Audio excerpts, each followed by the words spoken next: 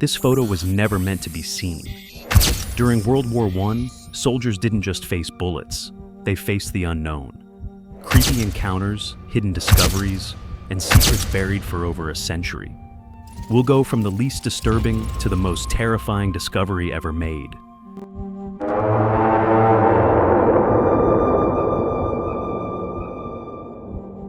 Number 10. We begin this list with a story that starts with an explosion and ends in a silence that still echoes through time. Hill 60, near Ypres, Belgium, one of the bloodiest locations of the Great War. In 1915, British forces detonated a massive underground mine to destroy German fortifications. The explosion was so violent, it vaporized everything above it in seconds. But it wasn't the blast that terrified soldiers. It was what came after.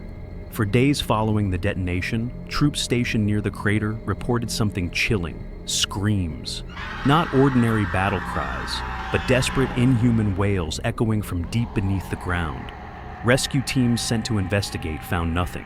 No survivors, no bodies. Only a strange warmth in the soil, and silence. Some claimed the soldiers who died in the blast were still alive, buried alive in caverns carved by the explosion. Others said something else had been unearthed, something that should have stayed buried. The reports were quickly shut down. The area was deemed unstable, but the men who served there swore something was still alive underneath Hill 60. Number 9. Just when you think war couldn't be any more terrifying, nature decides to join the fight. Verdun, 1916. One of the longest and deadliest battles in human history. Shells raining down, bodies piling up, sanity slipping away. But for some soldiers, the worst part wasn't the gunfire. It was what came with the fog. In the early mornings, when thick mist rolled across no man's land, French and German soldiers reported the same thing. A tall, hunched figure moving slowly through the smoke. It didn't run, it didn't attack, it simply watched. Some said it had no face. Others swore it glowed faintly like phosphorus. A few even described hearing whispers just before it appeared. Not in French, not in German, but in something older. When officers attempted to investigate, they found no tracks, no signs of movement. But the reports didn't stop.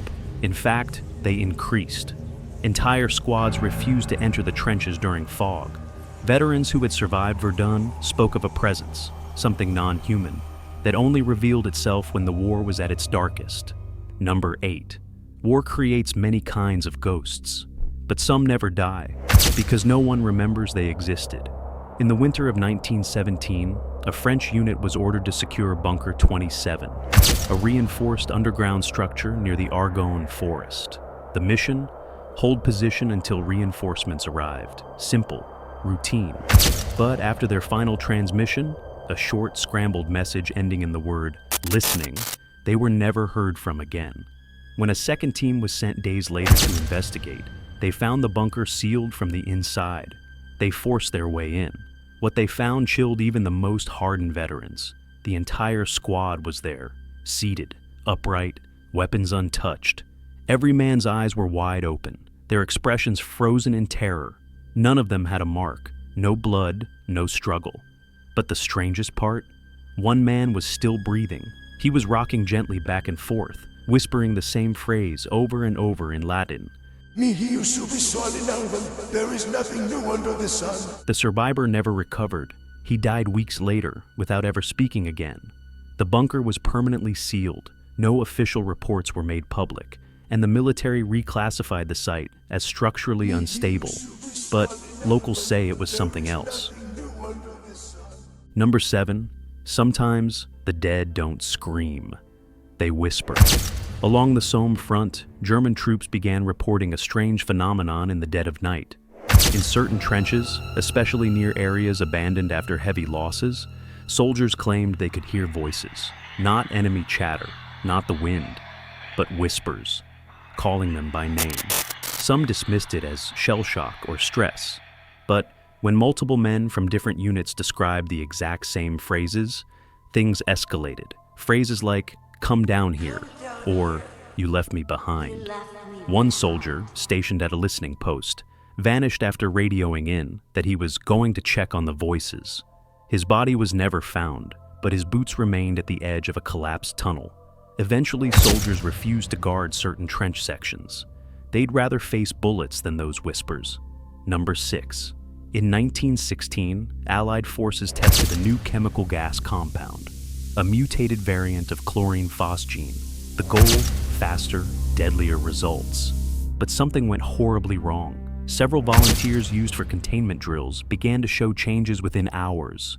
Their skin turned pale, veins darkened. But the most disturbing detail? They stopped speaking and started mimicking.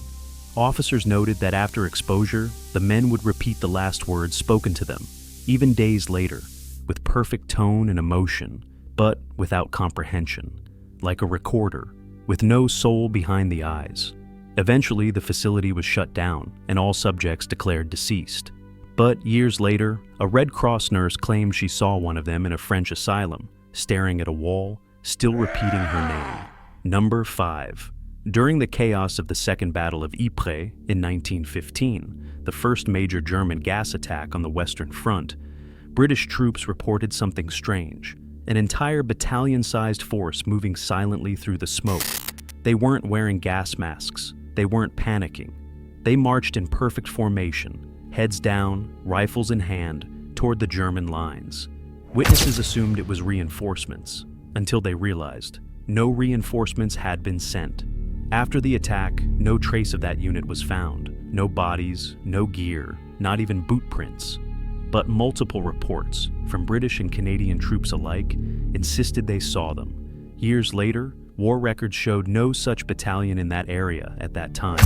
No names matched, no unit fit the description. In the decades since, night guards at Ypres memorial sites have claimed to hear footsteps, marching, low whispers in English, and silence. Some say the gas brought something through. Others believe the battalion was real, a secret unit wiped out so quickly, they were never recorded. Number 4. In August 1914, at the Battle of Mons, British troops were severely outnumbered and facing annihilation by advancing German forces. Morale was collapsing. Ammunition was low. Then, the impossible happened. Multiple soldiers from different units reported seeing tall, glowing figures descend onto the battlefield. They moved silently across no man's land, cutting through enemy lines. The German advance halted. Some men fled in terror. Others were later found dead with no visible wounds. British soldiers described these entities as angels. But some survivors disagreed. They claimed the figures had no wings and no faces. They stood unnaturally still, watching the chaos unfold, not helping, not attacking, just observing. One officer years later described their presence as not divine, but ancient. To visually represent these beings, we refer to this haunting image. While not directly linked to Mons, it perfectly captures the faceless, wingless horror that many soldiers recalled, a presence they called angels. But that didn't feel like salvation. Number 3. In 1917, a British squad entered a captured German tunnel near Passchendaele. It stretched deep underground, far longer than anticipated. Their objective? Map it and secure the site. They never came back. Rescue squads attempted entry, but were pushed back by strange noises, screeching, metallic grinding, and what one officer described as a heartbeat in the walls. One soldier made it out. He was blind, shaking, and unable to speak. He drew a symbol in the mud, an eye inside a triangle, and passed out. He died the next day. Without further explanation, the tunnel was ordered sealed, with explosives. To this day, the exact location of that tunnel remains classified. Satellite imaging of the area shows an unusual heat signature underground, even in winter. Number 2. In the thick, dark heart of the Argonne forest, French and American troops began reporting a series of disappearances. It always followed the same pattern. A scout or runner sent ahead. No return. Search team follows. Finds shredded gear, blood, no body. Then, the sounds. Growling, low, guttural, and impossibly deep. Some said it echoed like it came from multiple mouths. A survivor described a flash of movement. A creature nearly 9 feet tall, hunched, with glowing amber eyes and limbs like twisted branches. They fired on it. It didn't flinch. Local hunters had legends of a beast in that forest. They called it le mangeur d'hommes, the man-eater.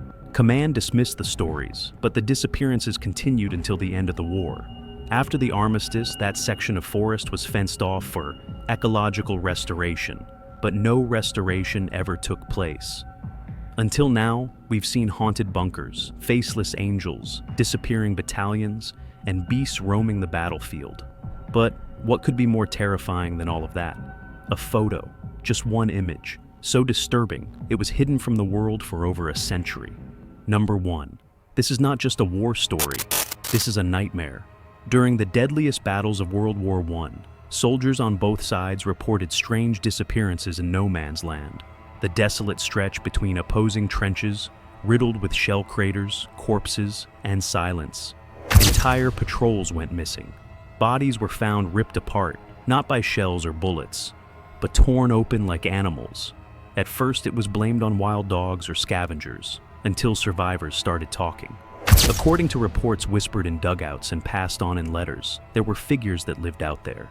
Men who had gone mad, deserted their armies, and taken shelter in the underground ruins. But they weren't soldiers anymore. They had become something else.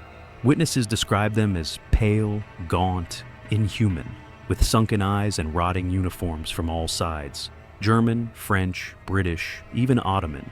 They moved like rats, using tunnels, dragging bodies back to their dens. And worse, they fed. These ghouls, as they were called, didn't just scavenge the dead. Some stories claimed they hunted the wounded, creeping out at night to finish off the barely living. One chilling account tells of a platoon crossing no man's land at night. They were dragged down, one by one, screaming, as if the earth itself had swallowed them. When rescue teams arrived the next day, they found only blood. No bodies, no gear, nothing. In a desperate attempt to stop the attacks, some Allied units reportedly gassed entire sectors of no man's land. Not against the enemy, but to flush out what lived there. This case takes the number 1 spot because it represents pure, unspeakable horror born directly from the madness of war, where the line between man and monster is erased, and survival becomes something primal and terrifying.